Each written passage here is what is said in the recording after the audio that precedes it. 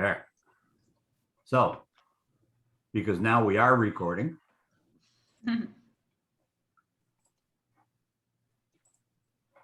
There's Carl's new employee. Make sure that all your repair orders get saved either in a folder for the car. I don't know what system you're using now, but Reynolds and Reynolds sells folders that you can put all the information in the car. A lot of folks take that folder, they put the title in the for the car in there, they put all the repair orders in there, and everything stays there until they go to sell the car. And the renewal of the registrations, everything goes in that folder. Any repair order that you have to do should go in that folder. And you should also scan and save it on a computer, in a folder in the computer.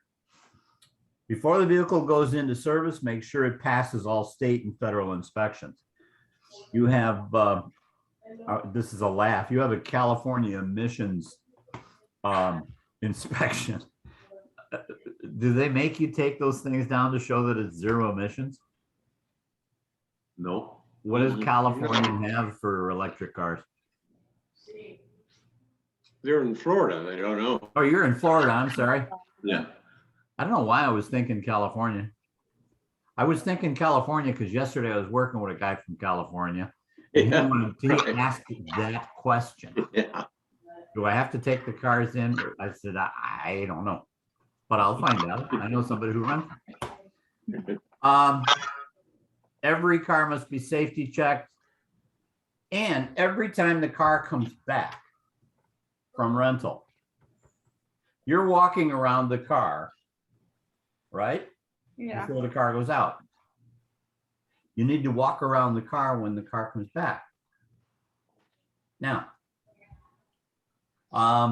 David, Yep. talk about putting a little dot on the tire. Well, the issue is that when the car comes back and you're walking around it, you want to take a look at the tires and make sure they look like the same tires that were on the car when you rented it. There's a lot of Teslas out there that might have some bald tires. So they rent your Tesla for a couple of $100. And how long does it take them to swap tires? Yeah. A couple hours. All right. So their Tesla gets the fresh tires, your Tesla gets the bald tires, then they bring it back. So the best way to do it is take a magic marker of any color that you like and put a dot on each tire. When the car comes back, you just walk around the car looking for your dots. You don't have to make an issue out of it. If you can't find the dots, the tires were probably swapped. So then you check the serial number on the tire? You can. I wouldn't get that intense because you know you can overdose yourself with procedures.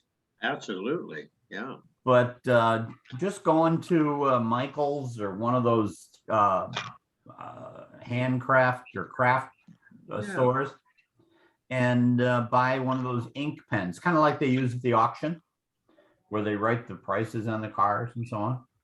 Yeah. And all you got to do is, and they're a paint pen. You just put a dot on each tire. Now we also tell people to put a dot on their the radiator and the alternator and the air conditioning compressor and stuff. But oh, now I know how to fix my Toyota Camry pretty cheaply. yeah, you're right. So frankly, you may want to take some components of the cars as they become more popular. You may want to brand them the same way. You know what we did in my construction company is we had like a letter markers. And Yeah. we actually put letter markers on the tires. Oh yeah. Yeah. They're very thick tires, and you can actually, you know, indent them, no problem. I don't know what this Sure. side.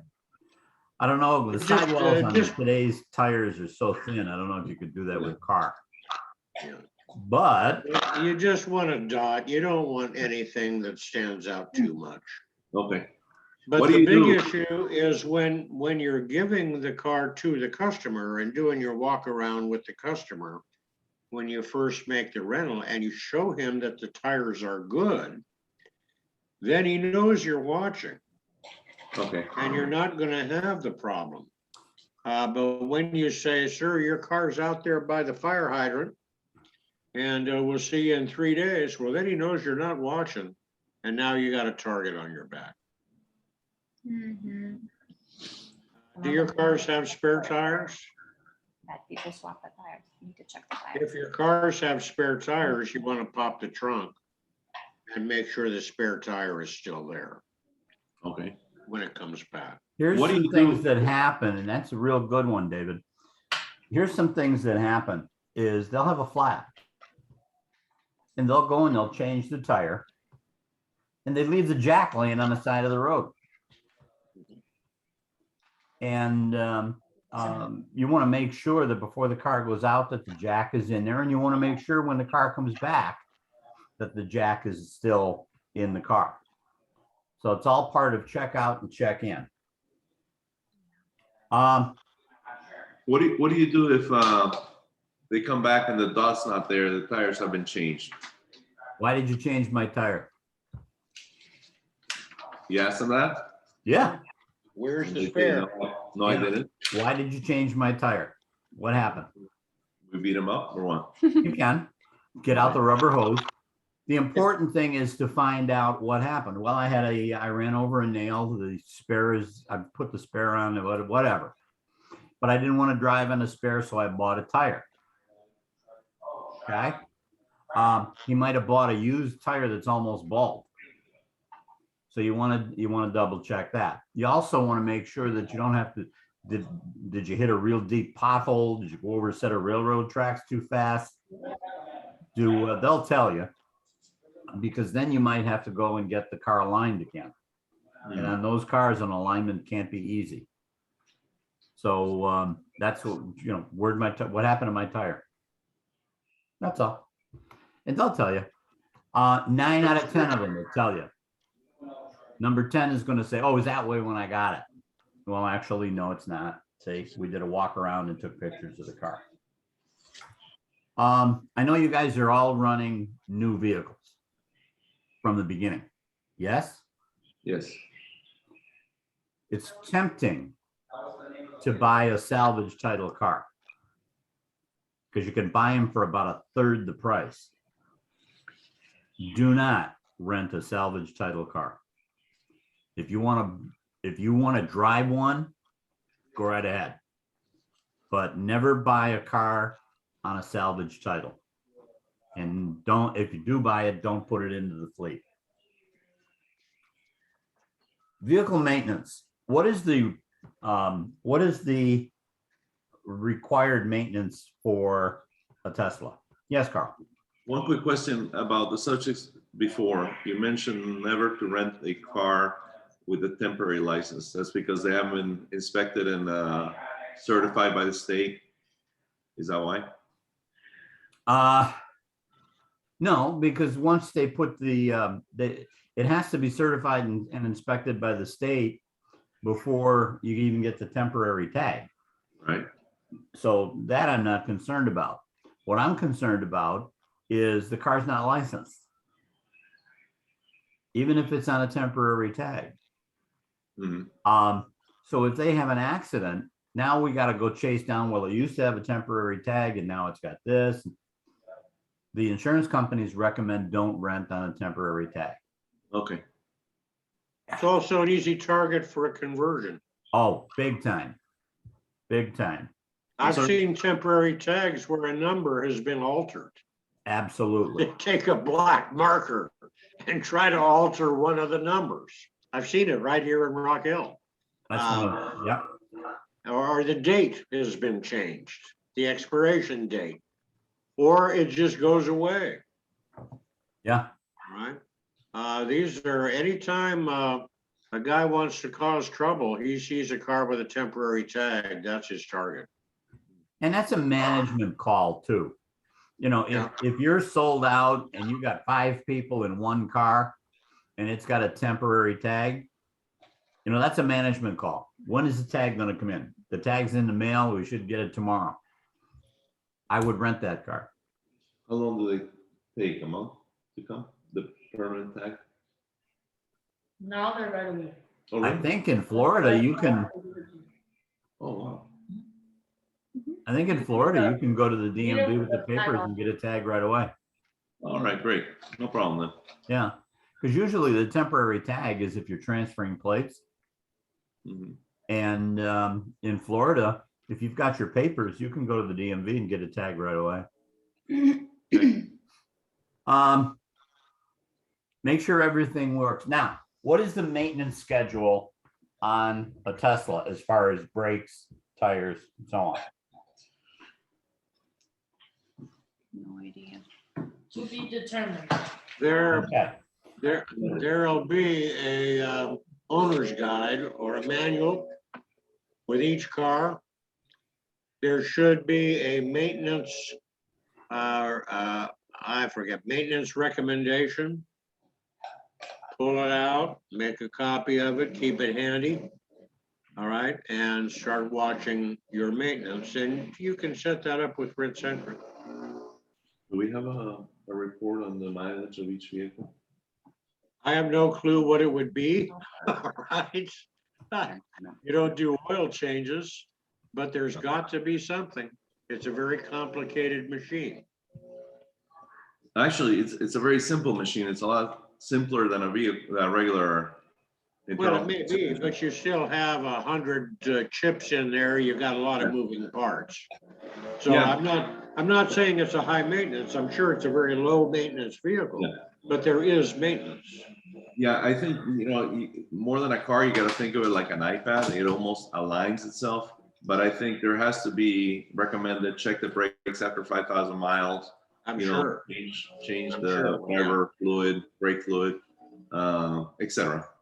We'll look for that, and I think we should have a report, Oh, here we go. the mileage of every vehicle Mhm. to I make sure found that it. we're following up. Yeah, here we go. There you are. recommended maintenance service. Change the, on the Model 3 and a Y. Change the cabin air filter every 2 years. Mhm. Especially now with everybody going, oh, COVID. You want to make sure that you change those regularly. And I would probably change them yearly. I don't know what they cost, but it may not be a bad deal. We did set aside a pretty good chunk for maintenance. They're $220 on a Mercedes. Thank you. I used to have to Fluid change test, mine on a Tesla Mercedes. recommends you test the brake fluid. That's a good thought because the brake fluid on a heavier car, you should know from your heavy machinery, the hydraulic fluid in the brake, because the car is heavier, will get hot. Yeah. And it'll break down. So there's a brake fluid test every 2 years. Because I'm renting the car, I might do that every year. Mhm. Air Just conditioning. above it, look, I'm surprised. Rotate, balance, wheel alignment, 6,250 miles. Yeah, every 6,000. Every 6,250. Rotate, balance, and align. Yeah, That probably has to do with the weight of the car. Yeah. And rental car customers kind of drive aggressively because it's Yeah. not their car. And you're going to get those folks that get into Tesla and say, let's see if this will do 0 to 60 in 3.2 seconds. yeah. Okay. So there it is. Matter of fact, I'm going to highlight this.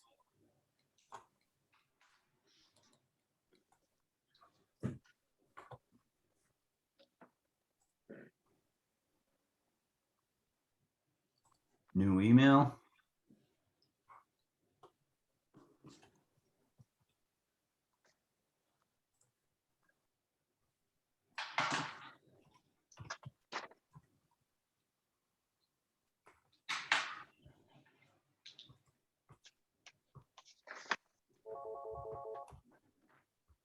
Thank you. You're welcome. Mhm. So, and then now, one of the things that we haven't stressed that much with you guys, and I'm going to stress it now, we're training the trainers. You guys are not going to be there 24/7. Okay? You're going to have other people from time to time. And they've got to be, excuse me, my coffee was much better the first time. They need to be able to think like you.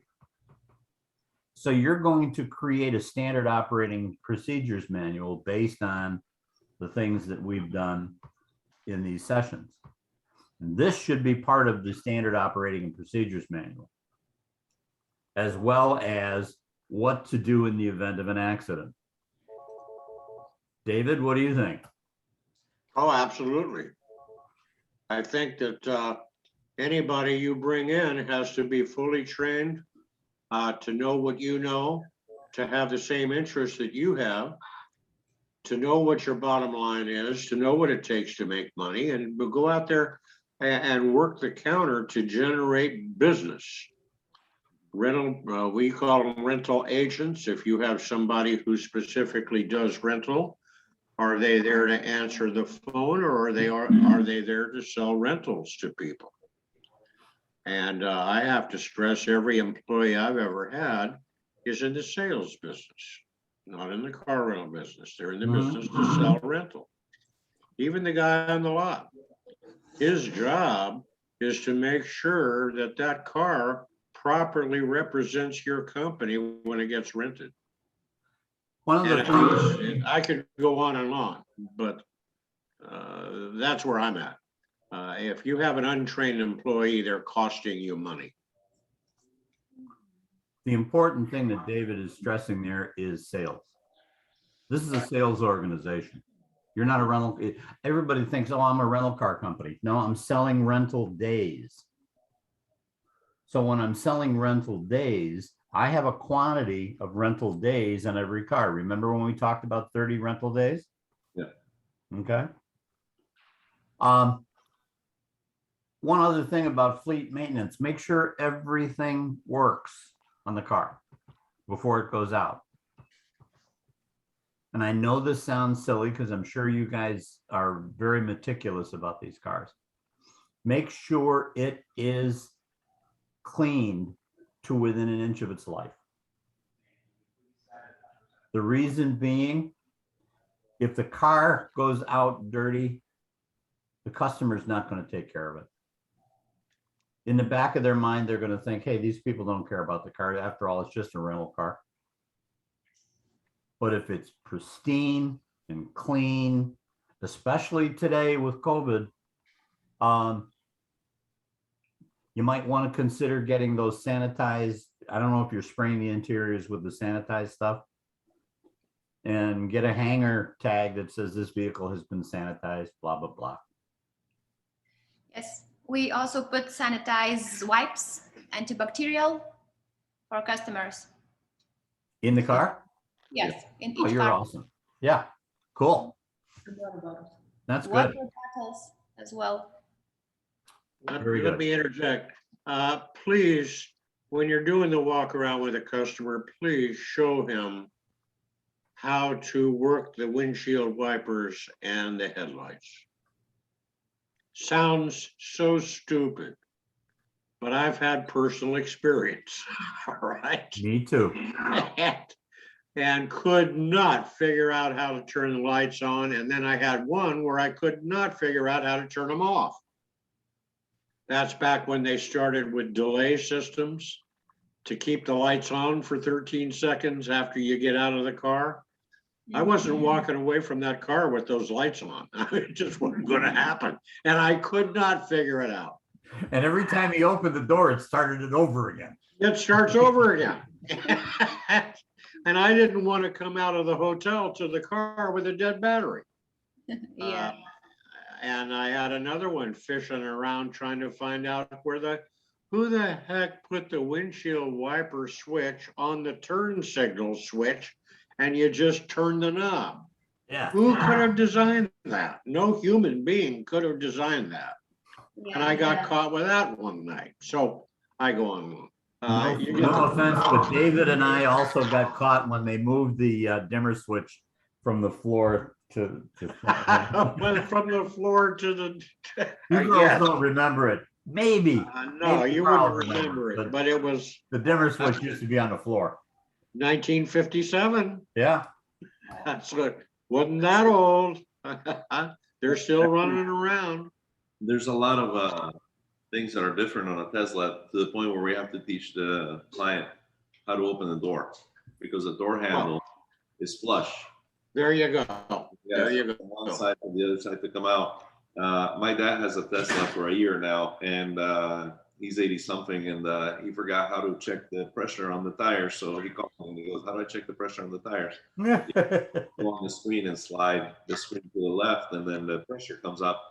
And that gave me an idea. He asked me two things. Also, how do I check what the maximum setting on the battery is? Because you can change the amount you charge to 80% or 100%. So it gave me the idea of making a whole bunch of mini YouTube videos, training videos for trying to. We can tell the customer, if you forget anything, they're all here. We can do one master video, but we can do a whole bunch, and they're all labeled. And there's a collection of 54 videos, tire pressure, turn signal, windshield washer, and all this, how to charge it, and you can look it up on your phone if you got this, even what to do in case you get in an accident. So the whole manual is going to be there on YouTube for our customers. And Amanda's going to. Now, you bring up a real good idea. Oh, I'm sorry. Go ahead, David. No, I was just gonna ask, as a first-time Tesla customer, you're handing me something I'm holding in my hand to get into the car and make the car operate, right? Yeah. And it's kind of an electronic key type thing. What happens if they lose that? Okay. Well, it's not an electronic key. It's like a little card, like a business card. Right, You put it up against the door pillar, right. and that's how it unlocks. However, And I don't know if we let them unlock with their own. what I'm saying is the customer calls. Them for the lost key, but we have 3 other copies in the office. Okay, good. That's what I was getting at. But what does it cost to make Right. the copies? We charge $100 for a lost. And is that what it costs you? It's like $30. Yes, one card, 30. 30. We try to $30. steal it. That's cheap. It's a set of 2 and it costs like $30. Oh, that's cheap. That's good. Yeah, it's just a credit card. It's Okay, Yeah, because a Porsche is $350. Yeah, Oh, wow. that's why I don't have a Porsche. yeah. You lose your keys a lot. But yes, when I train, I spend like 20 minutes in the car because it was new for me. So it's new for them as well. And I always show that windshield wiper, everything is on the screen. So we also. I had a brainstorm, Carl, while you were talking. Yeah. You've got those YouTube videos. Yes. I would assume the radio on a Tesla, you can plug in a memory stick. Yes? I don't know. On a where. USB? Yeah, in the glove, the center. Yeah, so like if I've got my music on a memory stick, can I plug it in and play it through the radio? Well, these things have like, a connection to everything music. It's amazing. It's an iPad. So you have, 80s music, rock and roll, classical music, anything you want, unlimited on the screen. So you don't have to put a sticker or anything. Well, the reason I'm thinking about a stick is you mentioned that you've got that YouTube video. What to do in case of an accident and all that. Yeah. You could put that on a stick and put it in every car. Or on the screen of the car itself. With the They're- stickers for what? To record? Like if we have all our YouTube videos. But I wonder. Tesla has the YouTube tutorials there. Yeah, and we can Is that what you're upload our talking own, about? Oh, maybe on the screen, so that they can access. oh. If they have an accident, they just put it on as long as the car is working on the screen itself. rather than on the phone. There's something you can work on later on.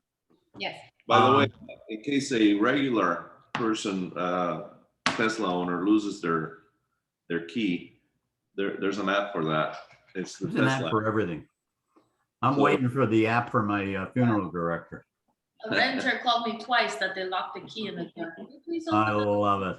They called me yesterday. We can unlock the car for them Remotely. Good. through the internet. Now, and- do your Teslas have tracking devices in them? Yeah, Yes. as a matter of fact, here, are all our cars. Okay. So any customer that has a problem, we can check where they are, at what speed they were going. We can unlock the car for them. We see the battery. We see their charge. Yes. Can you disable the car if they don't bring it back?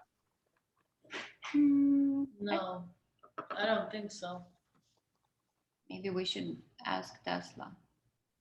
I would get a hold of Tesla and ask them if there's a way to disable the car Mhm. if they don't bring the car back. Absolutely. It should, I'm sure they have it. Yeah. With all that other technology they have, I'm sure they have that. Because we have it for Chevys. So, or you can just shut the starter off on a regular car. Yeah, I bought some Yeah. Absolutely. concrete mixers at an auction. I was in Nicaragua and I bought them through the internet and Right. I drivers, and as they were driving them, the moment they went out of the geofence of the original builder, the truck shut down in the middle of the highway and that was it. They were not moving.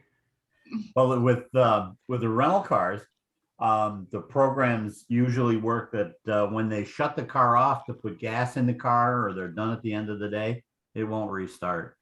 It Mhm. shuts off the starter. That way, if they're driving and it's moving, it doesn't interrupt traffic, doesn't do anything. And Yeah. that's a great one for rental cars. But I think Tesla must have something. Yeah. Okay. Maybe they because everything is electronic, they may have an interrupt that stops it from going into drive. Okay, they're going into gear. Especially if the client is not bringing back the car and they're like in Kansas City or something. Well, here's what happens. The car's due today. And I gotta bring the car back today. And I put too many miles on it. And they're gonna charge me the extra, and I know they're gonna charge me the extra. So I'm gonna wait until tomorrow when I get my paycheck. And then tomorrow comes and Junior broke his front tooth while he was playing baseball. So now the paycheck's gonna go to getting him a new cap on his front tooth. So now I still can't pay for the rental. So I'll wait till the next day and the next day. Now, all of a sudden, we're 4 days down the road and the guy cannot make the payment. Mhm. And he can't, if he brings the car back, he's gonna have to pay it and he doesn't have the money. So what does he do? He tells the kids, don't answer the phone. He parks the car 3 blocks away. And you go over to his house, there's nobody there. You have a converted car, Not stolen. not stolen. That's a converted car. What does that mean, converted? Means he converted it to his personal use. And that's where Tesla should be able to step in and disable the drive sequence on the car. Okay, one thing is we always know where it is. Oh, of course. You always know where it is, unless he disconnects the battery. Yeah, but the whole car is a battery. I don't think you can disconnect it. I don't know. I don't know. I don't know. And that's cool. You'll Yeah. always know where it is, but you might want to check. It's up to you. Inspect the tires, fleet maintenance, make sure you check the tires, the brakes. A good rule of thumb, when in doubt, replace them. If you think the tire is okay or it's pretty close, replace it. Okay? Yeah. Inspect the tires, wheels, balance, or replace them as needed. Inspect the undercarriage. I don't know if you're gonna have to worry about leaky exhaust. Let me think. No. But what about undercarriage damage? Yeah, Okay, so regularly when you put the car up, you want to check for undercarriage damage because I think the bottom of the car is the bottom of the battery. Okay, or batteries. It's a good idea to repack wheel bearings when you buy a used one. You're not going to buy used ones. Use common sense. Make sure it's a safe vehicle. Next, move to the interior. Make sure the car's options, including wipers and blades and all that works. Make sure all the power options, the windows, door locks, all work. Don't forget headlights, taillights, directionals. These are things that you can do every time the car comes back and every time the car goes out. All right. Yeah. Windshields. I am sure that the windshield on that car is not cheap. Have you had to replace one yet? Yes. yeah. Yes, Two, How much was it? 1,200. for one. $1,200. Okay. You need to remind yourself every time you replace, if you have to replace the windshield, who pays for it? Insurance. Who's? Well, their insurance or our insurance. It's either their insurance or you. Yeah. So let's talk about this. Be careful not to put in aftermarket windshields. No. Well, good thing with Tesla, I don't think there isn't any. Probably not yet. Not yet, Okay. but there will be. Not yet. Yeah, they're not too interested in providing parts. That's what I understand.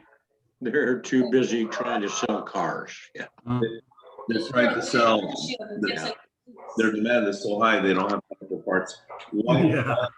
But for a regular car, why not an aftermarket windshield? Well, the important thing is to make sure that the windshields are OEM, original equipment manufacturer, and the proper adhesive, Yeah, the proper cure times.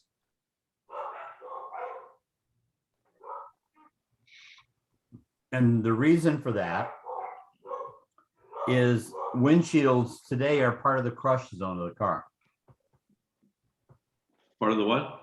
Crush zone. Oh, okay. Yeah, they're part of the crush zone. Example, when the airbag goes off on the passenger side, where does it go? It goes up to the windshield and then to the customer. If you've got the wrong adhesive on the window, it's going to pop the window out. And where's the passenger going to go? Through the window. So you always want to make sure that you're using the proper adhesives. Today's cars are designed to crumple in a crash, and the windshield constitute a significant component in the vehicle's structural integrity. Let's go down to the service checklist. Based on what I sent you, Indra, you should be able to put together a checklist for your shop. Where can I put it together? Excel works? Huh? Excel works? Where can I put it? What's the form? I'm not sure. Oh, the vehicle checklist, you can create it yourself. Okay, Yeah, Excel. do it on XM, Yeah. XM, on Excel spreadsheet or something like that. Okay. Yeah, Okay. And daily, checking it daily by the car you number. should have 2 checklists. Okay? You should have a checklist when you put the car into service. And you should use the same checklist when the car comes back from body work. If the car got damaged, you use the same checklist because you're putting it back into service. Mhm. Now, in addition to that, you should have a daily checklist. And the daily checklist is, as soon as the car comes back, whoever's washing the car, they should fill out the checklist and put it into the folder for the car. Okay? And you don't need to keep all those papers. You can just scan it in and throw it away. We did the checklist. So if anything happens, customer calls, I want money money off of the rental because the windshield wipers didn't work. Well, here's a checklist that said it did. I'll give you the money, but we want you to know that we checked it before it went out. Okay? Mhm. One other idea is to whoever prepared the car, do the checklist and sign it and put it on the dashboard of the car. Yes. And on the top of the checklist, it said this car was prepared for you by. And then the customer sees the checklist. It's a very, very a good thing for the customer to see. It tells them what type of business you're running and how well you're running it. I don't know if you guys are aware, but when you open up the hood of a Mercedes, it's signed by the final inspector on the radiator core. Yeah. Okay. Okay. Do you have a roadside assistance? Yes. They understand, is it from Tesla, GMI. from GMI? Well, it's actually both. Okay, you want to make sure that these are picked up on a flatbed. This is what? They're picked up on a flatbed. They're not Oh. pulled. Okay. Yeah, you want to make sure that they're picked up on a flatbed. That's my suggestion.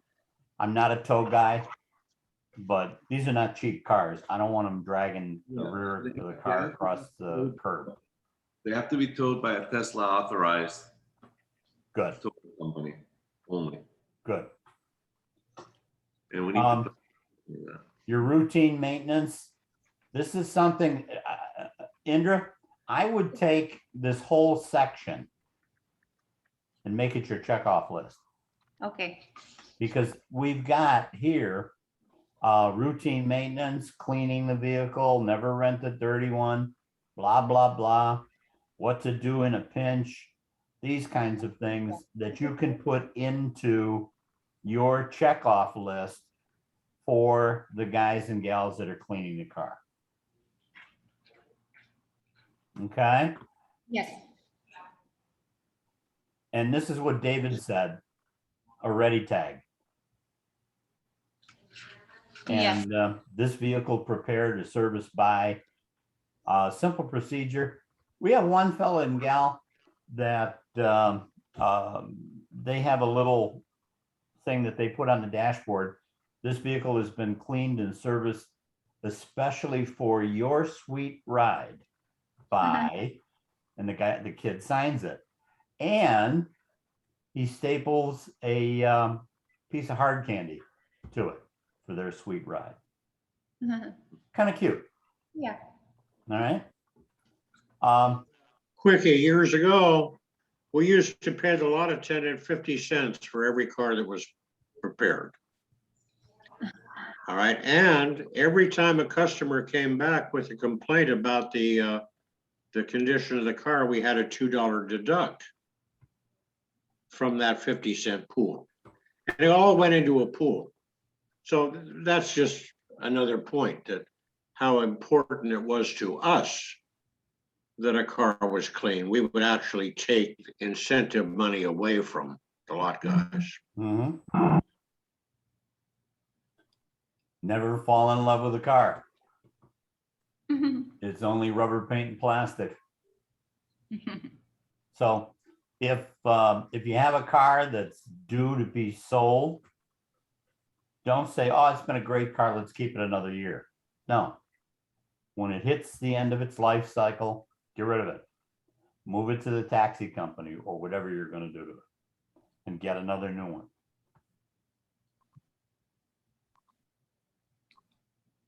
First impressions are the ones that last. Take a look at that screen. How many used car lots around your area look like this? Too many. Okay. Notice it's a rent-a-wreck operator. Yeah. A facility should be clean and neat and modern. Never park a damaged or disabled vehicle in front of the building. All employees must park out of sight. If the facility is not maintained, has poor signage, and does not present the proper image, better customers might just drive away and not come in. Yeah. There's another rent-a-wreck facility. Nice. Yeah. Which would I feel comfortable personally? I'd feel comfortable going into this. Yeah. David, what happened when we showed this on a slide? We had a customer in our classroom training, which we used to do in our offices. We had a large classroom. And she saw that and started whooping and hollering and laughing and rolling back in her chair because she said that looked like her father's location. And he was, she talked him into renting, and he was sending her to our class to learn how to rent. And he was going to let her rent from his location. After she saw this and saw the next slide, a good operation, the end result, she went back and said, no, I want my own location. And after some family argument, he agreed. And she opened up in a different place. We even talked about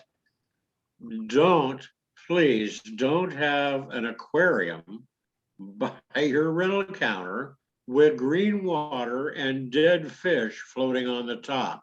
And she started laughing again.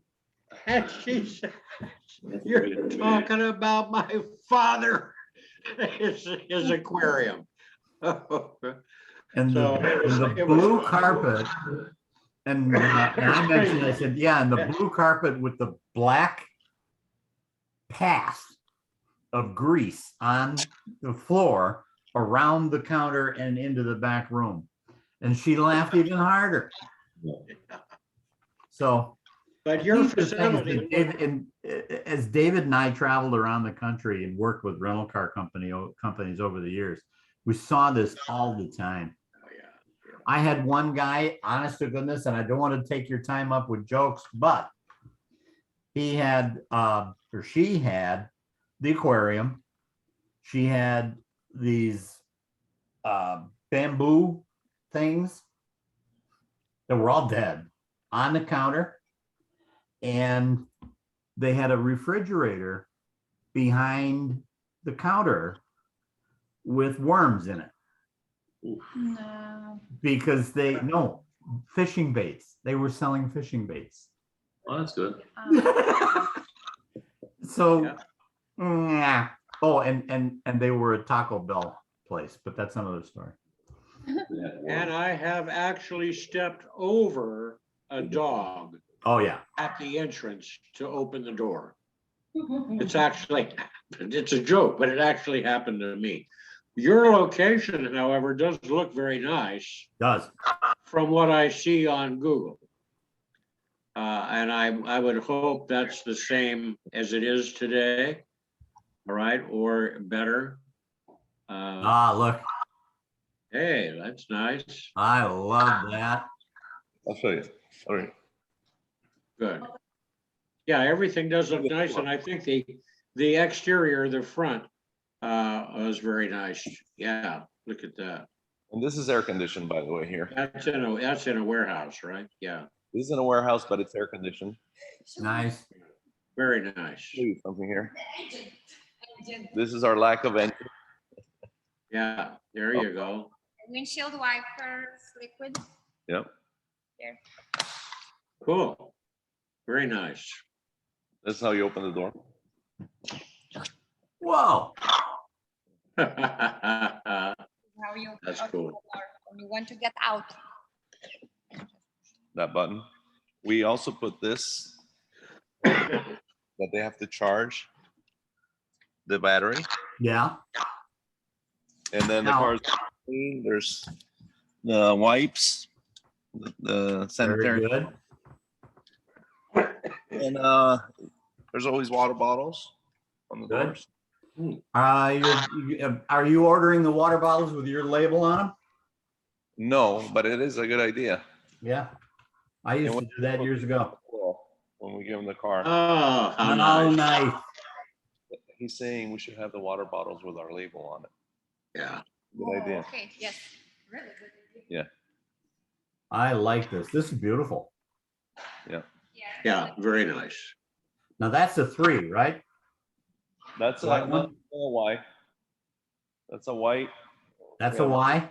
blue here, and a camo gray. So that's the cars that are here today. Now, question. Yeah. Do you have chargers in that room? Yes, I'll show you. And these chargers can be used inside and outside. That's our Well, there's card. the cards. Okay. And inside and outside. Oh, those are silver cards. My card is, Yes, it's a mistake. They're Oh, gonna reprint it. well, my card is gold, and my wife complained. She said they should be silver. Yes, Yes, she's because- right. She's a silver medalist, so she says no, it shouldn't Ah, be there you go. Silver medalist in what? in swimming Olympics. Whoa. Oh, wonderful, wonderful. So these are the chargers, and we have this hole that we can pull them in from the outside.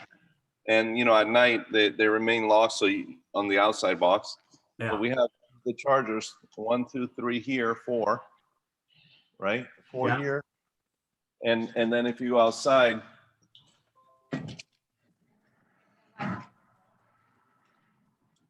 you can access them through the back here. 1, 2, 3, 4, 5.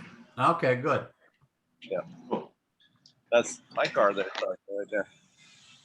So they're all being charged when they're sitting. So it's a pretty clean, very clean. Bruce is very, very organized, very clean. He likes everything extremely clean, and it looks very nice. This is the Model S Plaid. Yeah. I don't know if you've heard of it, but it's Yes. the fastest car there is, faster than a Ferrari or any Ferrari or Lamborghini. Yep. I think they stopped the Plaid, didn't they? No, there's I don't think they offer the Plaid anymore. we don't, because people will go nuts with this. This is the steering wheel, Yeah. Yeah. and it's very nice inside. I love a white interior, by the way. Yeah, it does make it very cool. So this car is extremely fast, and we're not too keen on renting it because people will go nuts. Yeah. Yeah. Yeah, and that's not cheap either. No, it's $150,000. Yeah.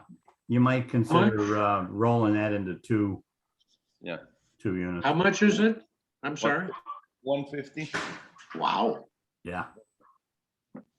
I didn't realize they were that high. That's a beautiful facility, guys. Yes, it is. Gorgeous. And I congratulate you guys for having that. That is, wow. Let me think. This one, do you think the And- inside of this is just as clean? No, I imagine where this car is pulling in, it's got a 1/2 inch worth of grease and dirt on the concrete, yeah. if there's concrete. All right. Anyhow, thanks for the tour. That was really nice. Thank you. You're not doing sales out of this location, right? It's just strictly rental. Okay. Yes. Rental counter. Do you have a rental counter? Yes, we have little lobby. Okay. And it's like a little window where I'm sitting, and they can give me their driver's license, and the door is closed for safety. Okay. We do So have they that. can't get at the keys. Sorry? They cannot get at the keys until you give them, Exactly, yes. okay, the key cards. Yes. All right. Of course. Do you lock up the key cards at night? Excuse me, guys, I'm being pulled out to a meeting that I had scheduled for 11 o'clock. I didn't realize it was already that late. So I'll leave you with Indra and Amanda here. You got it. Thanks. See you later. Nice facility. Nice facility. We lock the office, but the keys are, well, since they are different, they are just nicely hanging on the little racks. I mean, yeah. Well, we just locked the whole office. Okay. One of the things that we used to do, we would lock the whole office as well, but we hung the keys in a locked box. Because if somebody broke in, Yeah. they had access to the keys. They would have to break in and then break in again. So you might want to consider something like that. Okay. And that's what we call a key cabinet. Yes. Now your ready line is beautiful because all those cars that are ready to go are all clean, ready to go. And they look great. That's what the ready line is about. Now we're going to talk about a contract. David, you want to talk about a contract? Sure. You're up. The first thing to remember is that the rental agreement between you and the customer, which you're familiar with now, is actually a legally binding document. It's a contract. And you want to look at it as a contract rather than just a rental agreement. And of course, it describes the customer's responsibilities, but just about every word there is to protect you.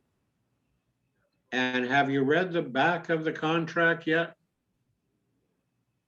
The first page is the page where you put all the information on the rental.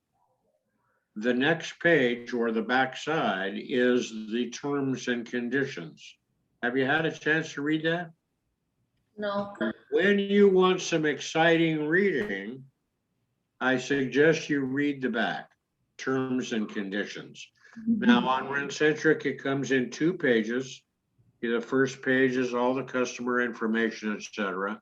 And the back side, the second page is the terms and conditions. Now on the front side, there is a part there that says that you agree to all the terms and conditions of the rental contract. And because of that, you have to make sure to give them a copy of the terms and conditions with each rental. Okay. So you're doing that? We give a copy. Yes, always. And we have some operators that actually have them initial the terms and conditions page. Mhm. All right, coming down, you should understand, because a lot of the questions that you might have as you go forward are already explained and answered in the terms and conditions. And there's virtually nothing that you're going to come up with that's brand new that isn't covered there. Okay. You don't want to be changing too much there because it does have legal ramifications. So, you know, you wanted to change things like the gas reading and so forth, that's fine. But don't go messing around with the wording on the contract regarding I terms. just wanted to add more fees. Young driver fee, surcharge fee. That's all fine. Okay. That's all fine. That's an add-on, actually, because on the right-hand side, you got plenty of room for as many different charges as you want to have. Okay. All right, some states have laws regarding the wording of the rental agreement. I'm not familiar, if I could look it up, but it takes a while. I'm not familiar if there are any special requirements in Florida. But if they are, you'll see them on the lower left side of the rental agreement that you get from GMI or what prints out from Rentcentric. And I want you to be, you always want to use that rental agreement. So we have operators that say, this rental agreement's too complicated. I want to come up with something else. Please don't do that. You want to come up with something on your own, make a cut and paste, make a copy of it, put it all together the way you like it, submit it to GMI. Let them take a look at it, make sure it meets the requirements of the state, and that you're not giving away any coverage that you might have for things that he does, okay?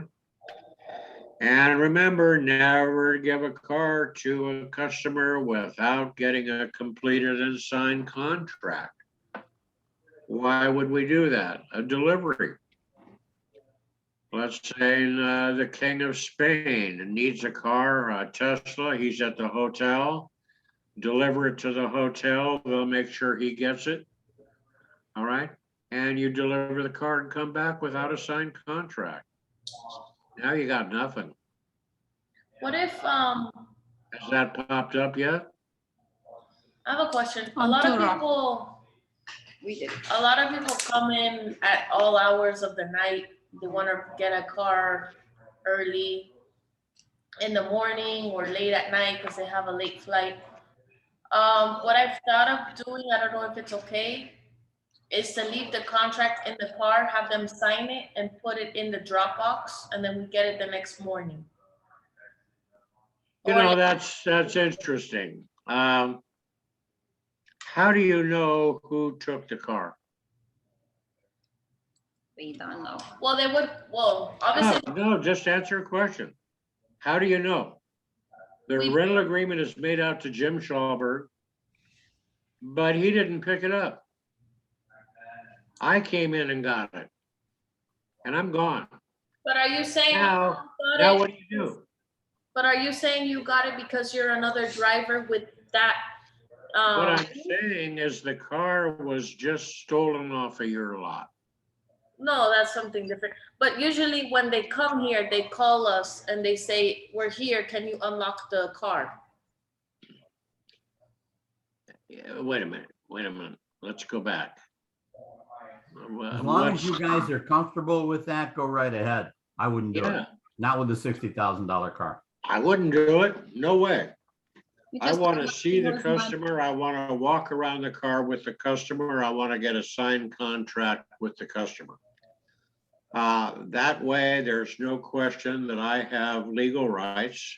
And we both know I'm watching and I know who has that car. I, Now, again, like Jim said, you can do anything you want.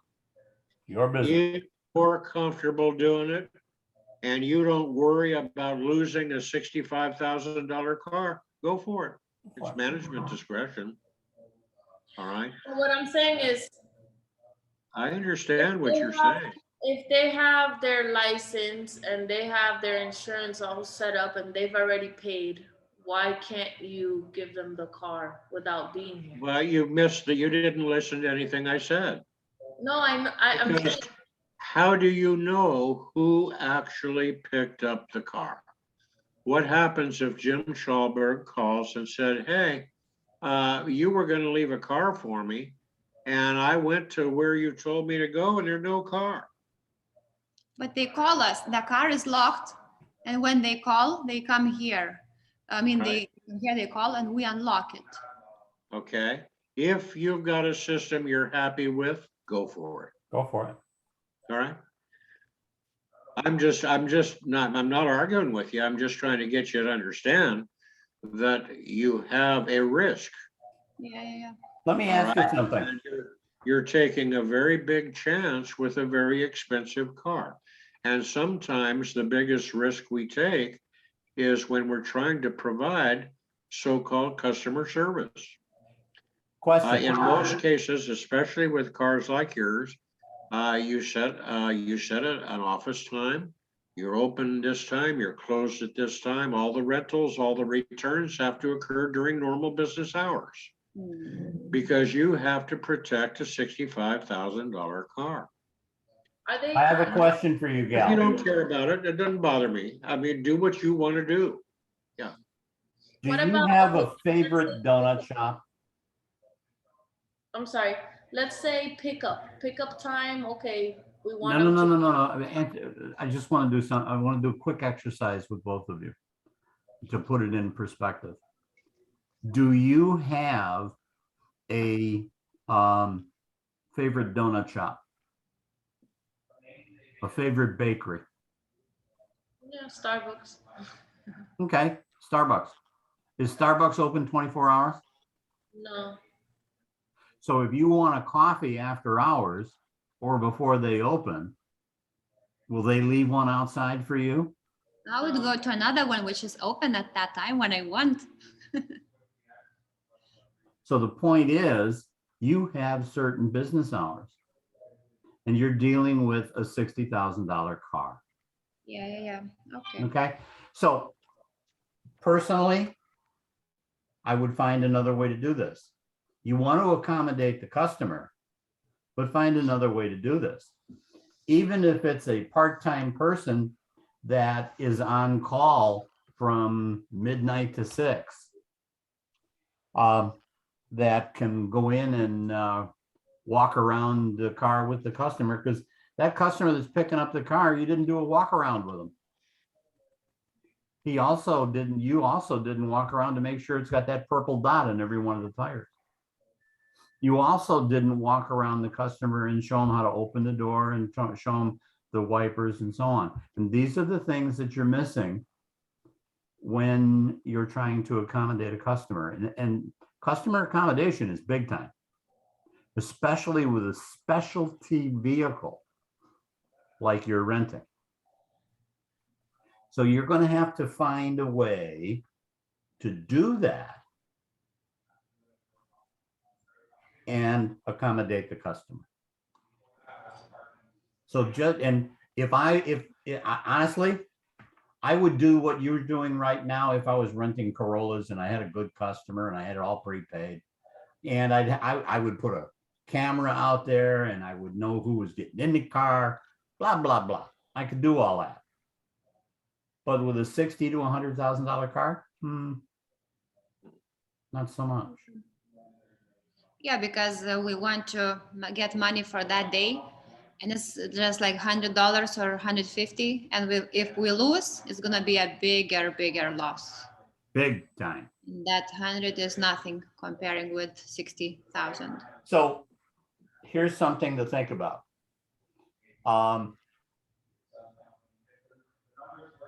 If you have to do an after hours drop or pickup, an after hours pickup, the customer should pay extra for that. And that would be the money that you would generate After hours. to pay for somebody to go and walk around the car with them, a part-time employee. And if they want to drop it off after hours, same thing, they would have to pay. Because it's a convenience after hours. If I wanted to go to Starbucks and I said, look, I need a coffee at 2 o'clock in the morning, you guys are not open at 2 o'clock in the morning. How much would you charge me to keep your guy there from midnight to 2 so I can get a cup of coffee? See what I mean? Yeah. I like the idea. I like the concept. I would just modify what you're doing. And all kidding aside, if I'm getting in, what time do you close? 7 o'clock? 5:30. 5:30? You guys close early. We used to close at 7:30 and we opened at 7:30, but that's different. And if somebody wanted a car after hours, I had no quarrel with staying open. If they fly into the airport and Hertz and Avis are closed, and the airplane was delayed or what have you, and they go to pick up their car from Hertz or Avis, David, what happens? I'm sorry, what do you mean? Yeah, I was always open. Yeah, you were open 24/7. Yeah, if the others were closed, they were closed. Yeah. And then customer would have to go to one that's open. So there's some thoughts for you. This is where it's very important. Let These me are some of the interject. things that are going to be part of your policies and procedures. And let me interject just a minute. The largest car rental in the United States is Enterprise. They have set hours. They're not going to open early or close late for anybody. They're only open 4 hours on a Saturday. They're not open on Sunday. Like it or not like it, that's up to you, but that's their business model. And nobody can drop their car on Sunday?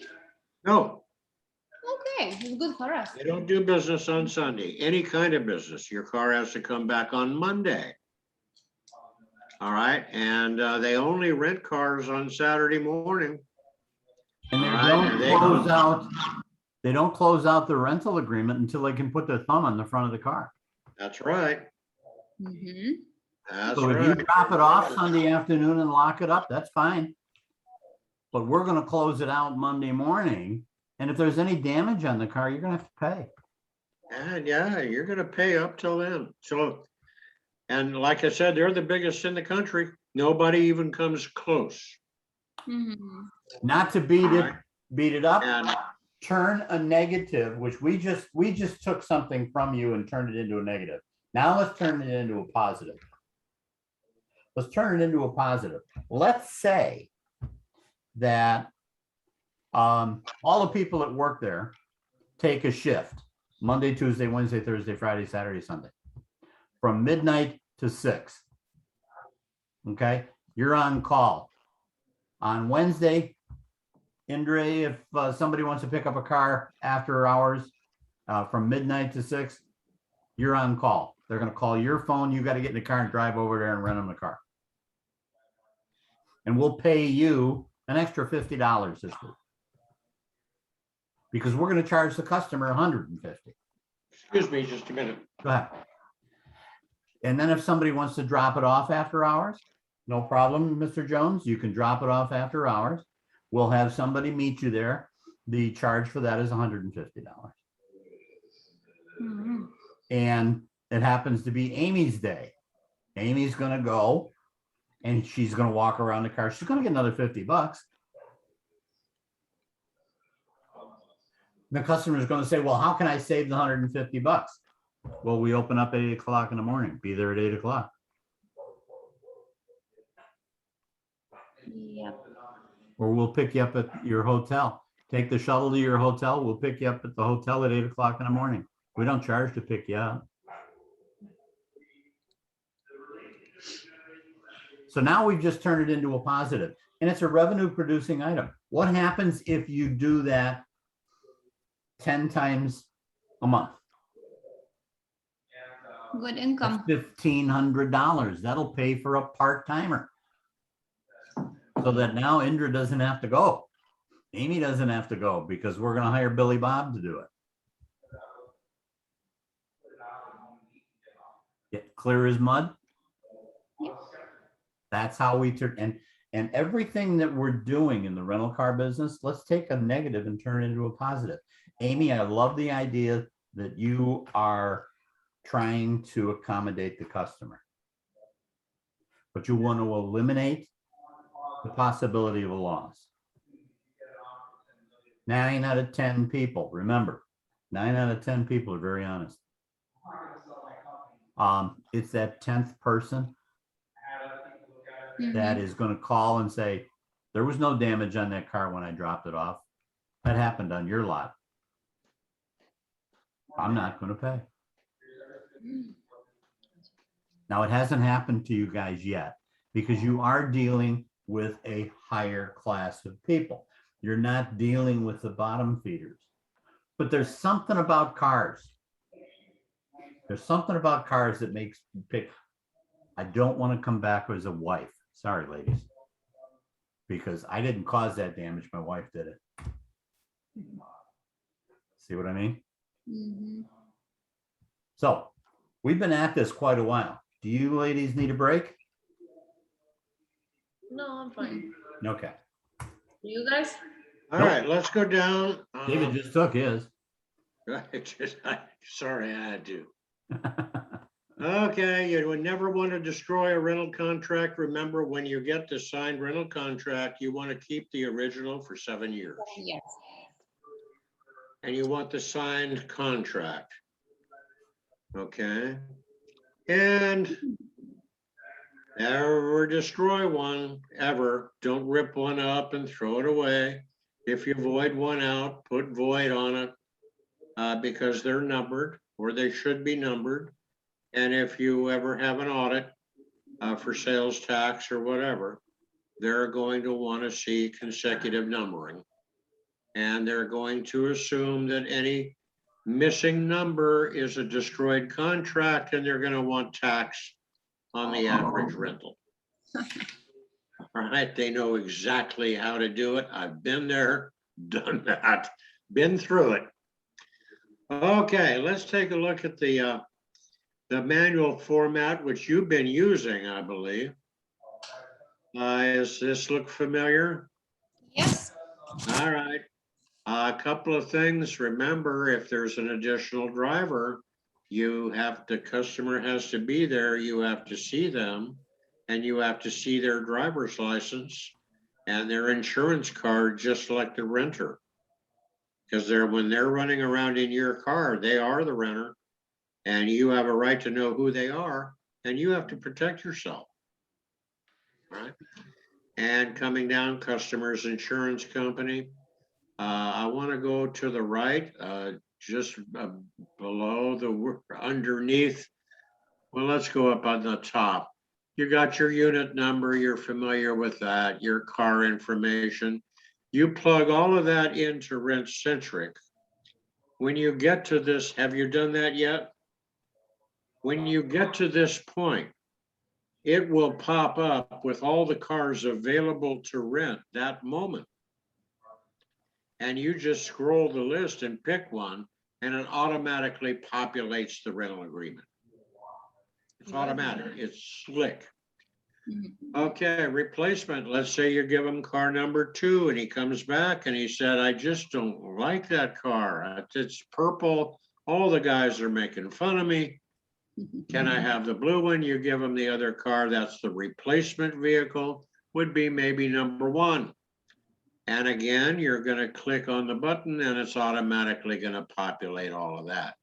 Coming down, here's the one I like. Vehicle must not be driven outside blank mile radius. Do you ask the customer where he's going to go? Yes. Sometimes, You should. You should. And the best way to ask is, Mr. Smith, will you be going out will you be staying local or going out of town? And he'll say, no, we're just going to run up to Atlanta. Okay, well, yeah, that's only one state away, but it's almost 1,000 miles. So it's up to you. You can say, sir, you'll love Atlanta in October. Most people don't. Or you can say, well, sir, I'd love to help you, but our cars have to stay in Florida, or they have to stay in Miami. You choose what you want to do, but you should know, all right, where the customer wants to go, because that's where he's probably going to go. All right, then of course you got your gas out, your gas in. You can use charge out, charge in. If it wasn't a full charge, when you gave it to me, I would be very worried. All right. It's supposedly a 300-mile range. I don't know about stop and go. If that bothers it in traffic, I don't know if the air conditioning and the radio blasting would reduce that. I'm a little worried. So, while I might take a car with a 1/2 or 3/4 tank on a Tesla, I would want, as a customer, I would want a full charge. Again, it's up to you. And you And can then, of change course, the nomenclature here. You can change this. Yeah, you can change that. And of course, you acknowledge the vehicle is no damage except. You can put in the damage, or if you use the walk around, just say see attached, and you're going to use the walk around form. All right. This is a Pennsylvania form. So on the left-hand side lower where it says rejection of uninsured motorists, that's Pennsylvania, not necessarily Florida. All right, so anyhow, on the upper right, you've got your date out, date in. Always have a date due in. I don't know if it's ever happened. You got a guy, I don't know if I'm gonna have the car for 5 days or 2. I'll give you a call, let you know. You say, okay, I'll leave the date open and just let me know. Have you done that? Yes. Don't do it. Don't do it. Always have a date in, even if you pick something out of the air. Why? If there's no due back date, they never have to return the car. Legally. That's legal. I've had that happen once. You know what happens if the guy gets pulled over by the police? They want to see the rental agreement because the car is not registered to him. He shows it. And the cop says, "My, you've had this car for 3 months." He says, "Yeah." He says, "I called him. I told him I'll take it back next month." Oh my God. There's no due back date. You also cannot file a stolen car report because it's not stolen. Why is Or it not? converted car. Yeah, because you gave it to him. Yeah, so you get it, so it's not stolen or converted, it's loaned, all right? And he promises to bring it back next March. You're stuck, nothing you can do. That's the worst mistake you can make on a rental, is not have a due back date. Okay, coming down, you got your rates. And here you got your second driver, you tax that. This is an old rental agreement. That was a blank line. You got 3 blank lines in the newest one for any other charges you want to have. And then you come down to deposit. And of course, as we discussed, you want to run the credit card for the expected rental plus a deposit of at least $250. And then coming down, the customer signs. If there's a second driver, they sign, you sign. Make a customer a copy of the contract. You keep the signed copy for 7 years. And over to the left, very clear, no drivers under 21. All right, don't make any mistakes. And above the customer signature, I'd like to point out on the right-hand side, down toward the bottom, it says customer pays all tickets and fines. So be clear about that. If you get a ticket or a fine come through, make a copy of the rental agreement, send it back to the court that issued the ticket. They'll transfer it to the driver. Okay, any questions on that? You used it already, right? I have a question about second driver, additional drivers. If, let's say somebody rents for a week and they're only gonna have a second driver the last 3 days, do you charge them for the last 3 days? Well, if they want to add a second, yeah, absolutely. You don't charge them for the whole time, you just charge them for the days that they're gonna be, And you charge for the whole time. whole time? Yeah. Now, you could give them a discount. That's up to you. Yeah, I think I misunderstood. They're Yeah. adding an additional driver. No, they're picking up the car. If I understand you, Amanda, they're picking up the car right now. And they're going to have an additional driver for Thursday, Friday, and Saturday of next week. Right? It's Monday. And they're going to have an additional driver on Thursday, Friday, and Saturday. So do you charge for just Thursday, Friday, and Saturday? I would charge the entire time. Absolutely. First Mhm. off, when you put the additional driver on, the additional driver has to be there. You have to see them and see the driver's license and the insurance card. So if they're doing it at the time of rental, you're going to charge for the additional driver throughout the entire time.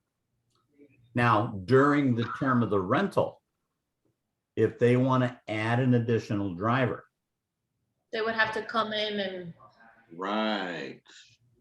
yes, come they in have to and, come in and you got to write another contract. Because Yeah. remember one thing, kids. It's illegal for you to provide a vehicle to an unlicensed driver. It's against the law. And in Florida, you have to have license, you have to have an insurance and a license to drive a car in Florida. Even when a dealer sells a car, in most states, they have to see the driver's license before you're allowed to drive the car off the lot. Yeah.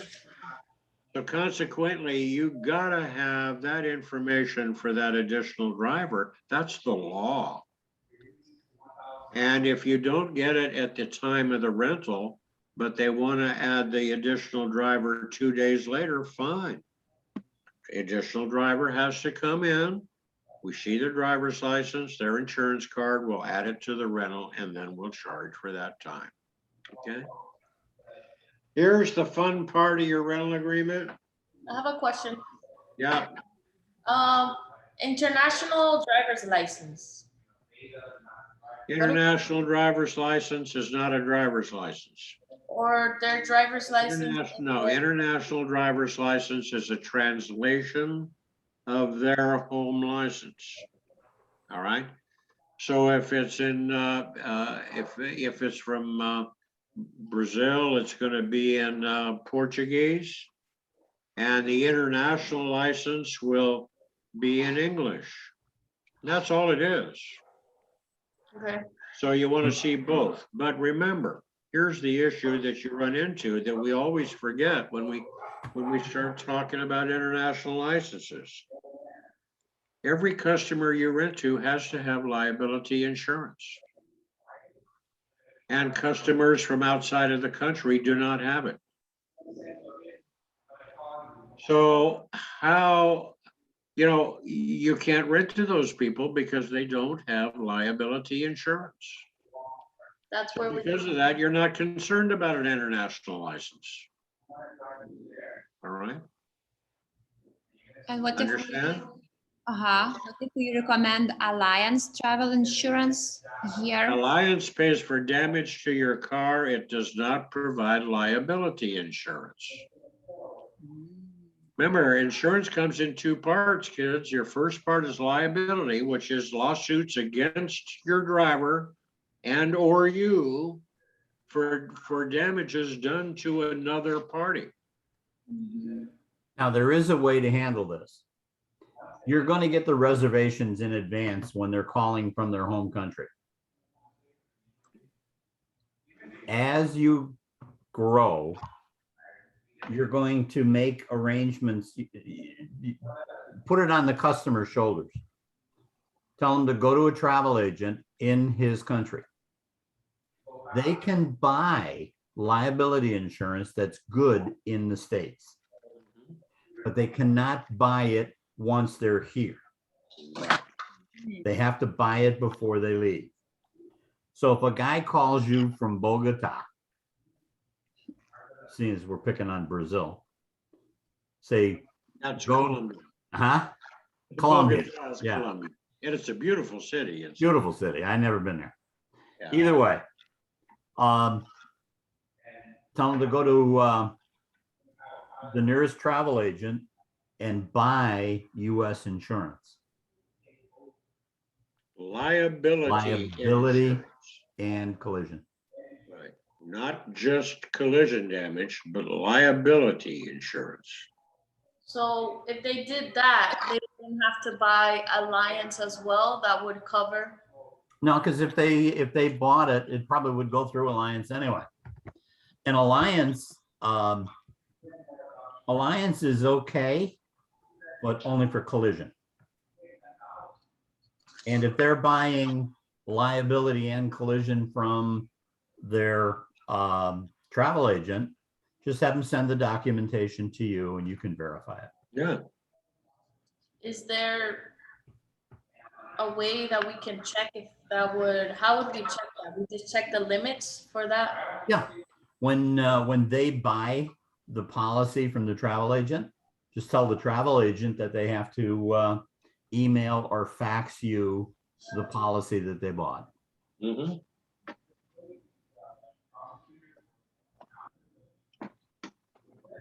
We have one customer down in Miami that does that every day. They have over 700 cars and all of his people are from South and Central America. And we still need to see both licenses, that's like Always. Brazilian and Always. international. I'll tell you what happened to me personally.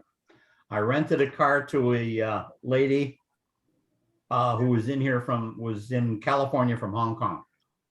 Mhm. And I rented her a car and she signed the document, Amanda Lee. No problem. So we went long and the short of it, $900 rental.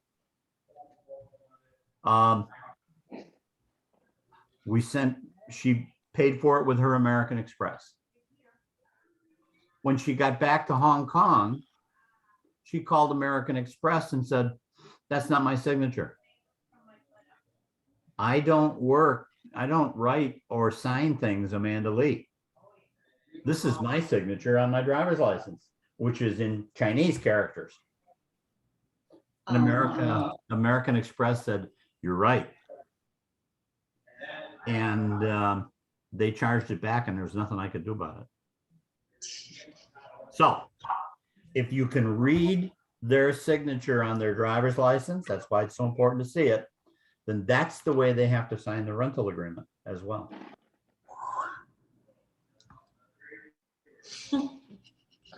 Okay. Okay, coming Now, down. I gotta ask David, before you go on, David, I gotta say, ladies, are you gonna remember all this? Absolutely not. Sorry. I didn't hear. I said, are you going to remember all this? Absolutely not. That's why it's broken up in 5-6 sessions. Bingo. That's right. And it's in the manual that you It's in the have. manual, and I'm gonna be sending you a hard copy of the manual. I still got some editing to do, and then I'm gonna get it printed and send you one. And for a whole year, you can call David and me. Okay, Oh. Starting when? starting today, Okay, perfect. starting yesterday. Okay. David, Yes, coming down. Rental software, you got a software program, RentCentric, which is one of the very best.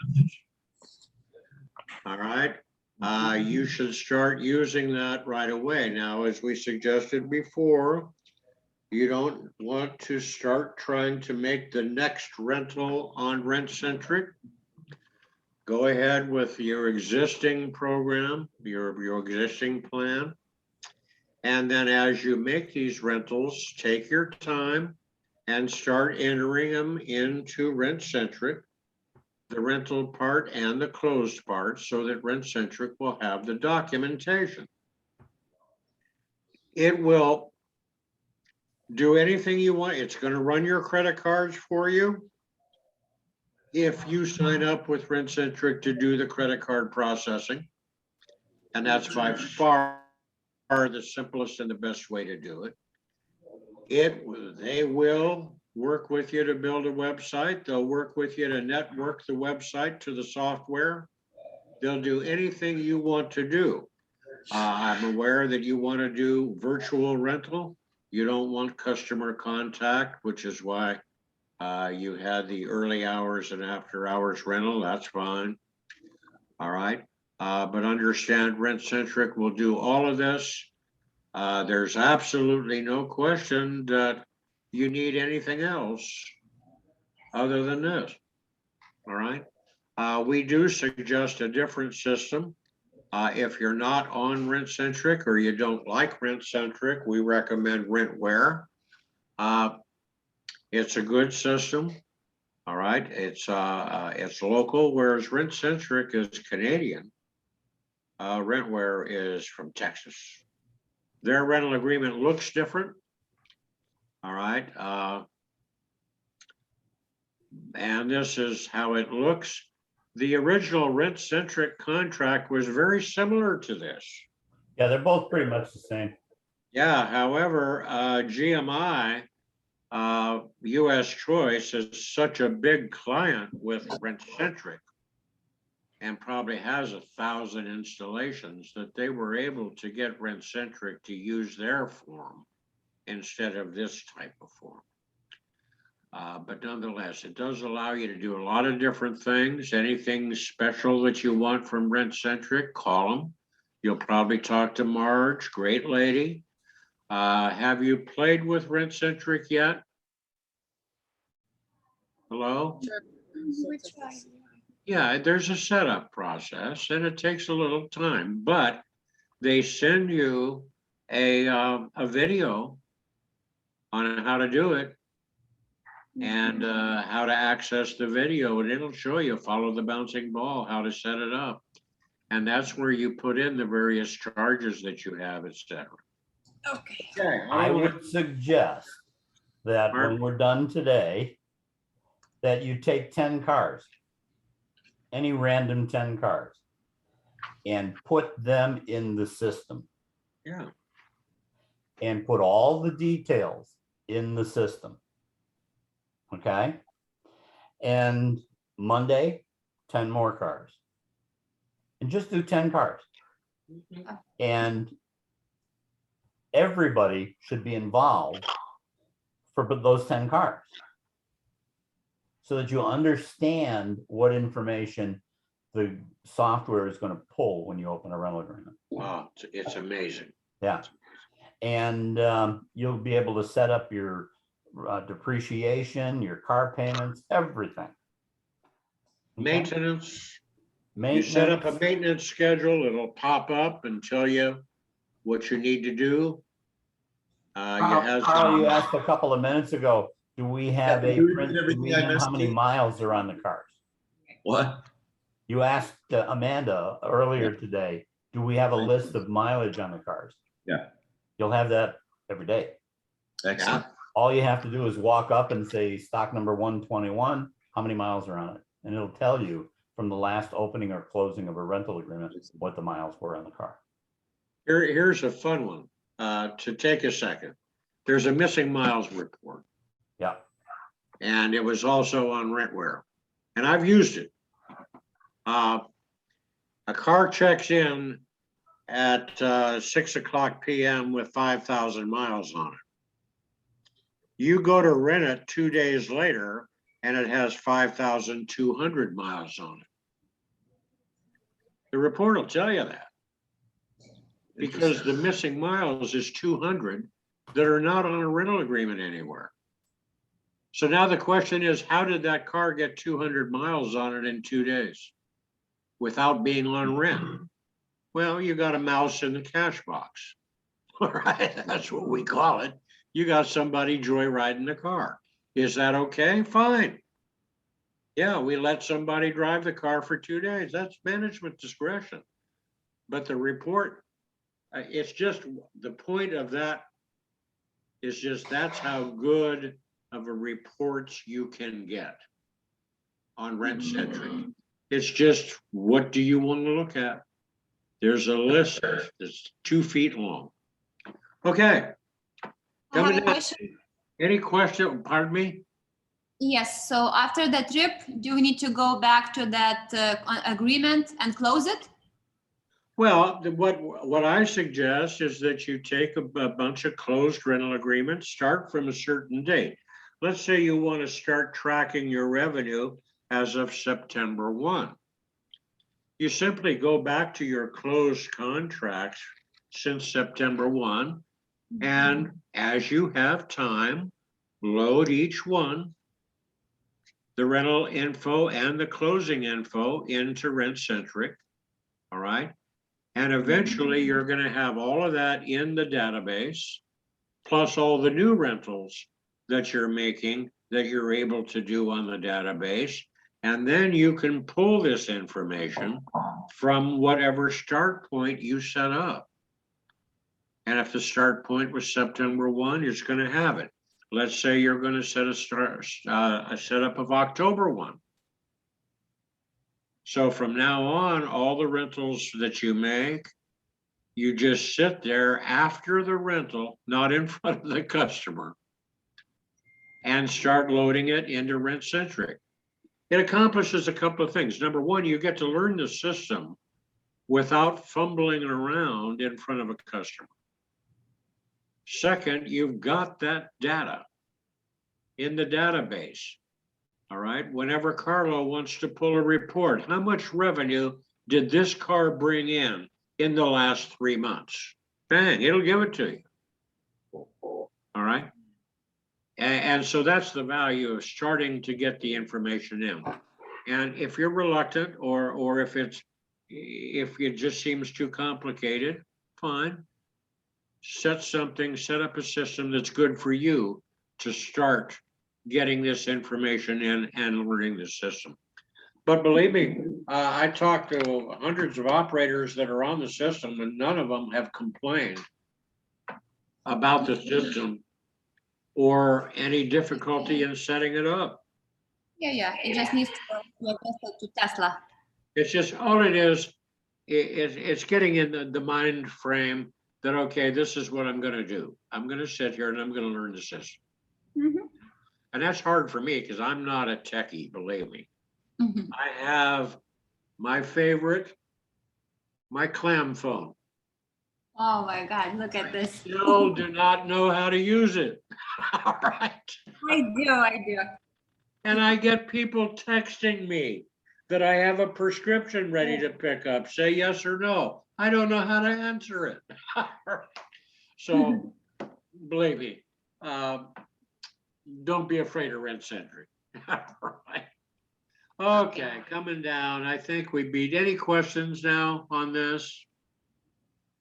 No, but I have another question. I'm not sure. Maybe we talked about that. For example, if the person is renting on Friday today at 5 p.m. and wants to bring the car on Monday 9 a.m., how many days we consider this rental for? If Friday. you're on a 24-hour day, you're gonna charge each day from, We let's can say, do from 5 to 5 is one day. Then the next day, then the next day. All right. And when he comes back, it's gonna charge him anytime he had after 5 p.m. Again, Okay, because So- if he picks it up today at 5 o'clock, yes. tomorrow at 5 o'clock, he has used one day. Yes, one day. And the next day at 5 o'clock, it's another day. And the next day at 5 o'clock, it's another day. Okay, it. and what if Monday, not 5 p.m., but 9 a.m.? He brings So it we- back at 9 a.m. It's still gonna be another day because the other day started at 5 p.m. the prior day. Okay, full day. All right. So you Got might it. tell him, sir, you can keep it till 5 o'clock for no additional charge, right? Because you're paying for the day. And your computer's gonna do that automatically for you. Okay. It does that all by itself. Yes, Now- that's why. Mhm. Yeah, and that's another value up. There's no argument. Okay. Yeah. Okay. Mobile apps, you're already doing it.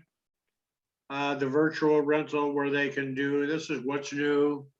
You're already working on virtual rental. I think that's fine. We pretty much beat on that a few minutes ago. The only thing that I am concerned about with virtual rental is this. I want to make sure who actually got into my car and drove away. Number one. I don't want to trust a single thing when I'm handing out a $65,000 car. That's just me, all right? The second, I want to make sure that the customer and I both understand the damages on the car when it drives off. The third thing is that I want to walk around that car with the customer when it comes back. And if I see any damages on the car, it's right there between him and me. We're gonna file an accident report and I'm gonna get paid for the damage. It's that simple. Now, if you have a way that you can do that virtually, all right, through mobile systems, that's management discretion. Just like we talked about earlier, handing a $65,000 car to a guy without a contract, trusting him to sign a contract we left in the car, That's up to you. If you're happy with that, fine. I would never do it. Okay, kiosk acts, you might see that at an airport. The big boys have put together kiosks somewhere in the airport property to get their corporate customers away from the rental counter. They don't want corporate customers that are on a contract mixed up with vacationers. And they want to speed their guys through, so they put kiosk up and they would just slide their credit card, slide their driver's license. It picks up all of that and send them to the car. They have to be signed up for that. You can do it. It's expensive. I don't think you need to do it. Okay, business marketing for Jim. We beat up 2 hours here. Should Yeah. we go further or what do we want to do? I'm thinking that we need another session. And I think that we should schedule another time that fits. Let me see what's available, because there's some things we got off into the weeds on a couple of things. And which is okay, because that's what you needed. I would like to schedule another 2-hour session if you guys can. Because there's some stuff we haven't gone through yet. And let me bring up my schedule.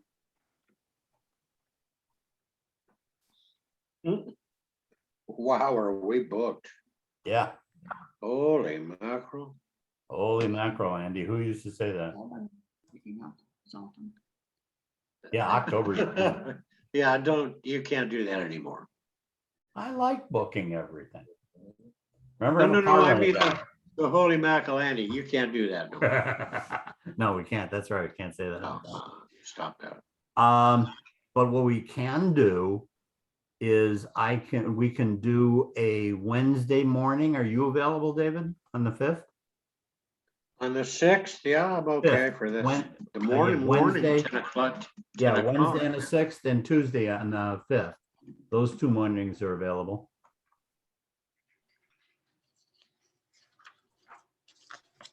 It's fine with me. The 5th or the 6th, David, are you available? Yeah, I'm available both, so just pick what you like. I would, pick what you like. Let's do 10 o'clock in the morning on the 5th. On the what? 5th, Tuesday, the 5th. 5-0, okay. 5-0. Tuesday, the 5th at 10 o'clock. Right.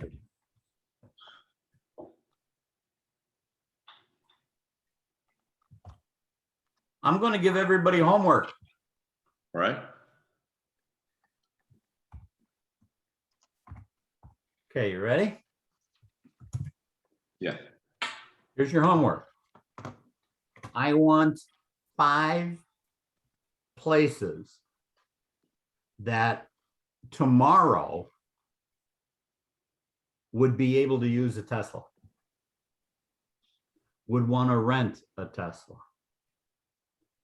In other words, between now and Tuesday, come up with 5 businesses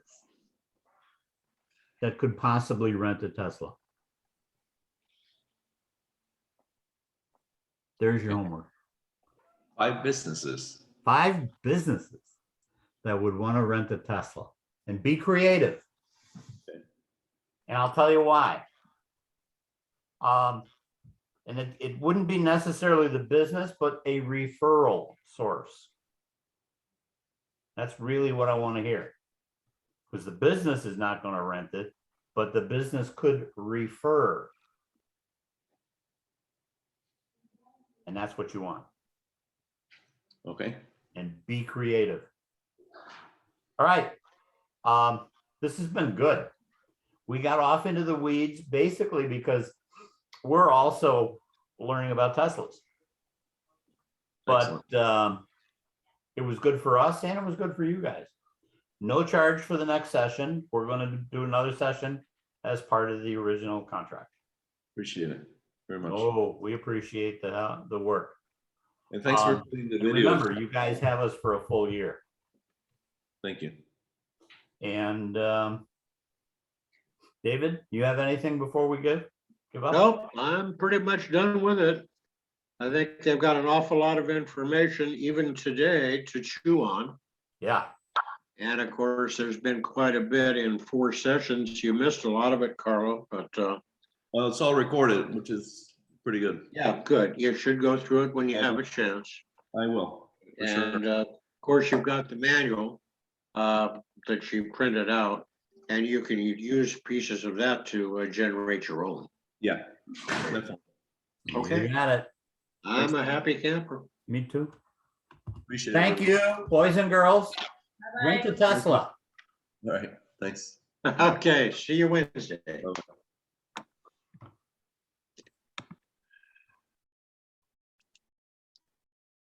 Holy moly, David.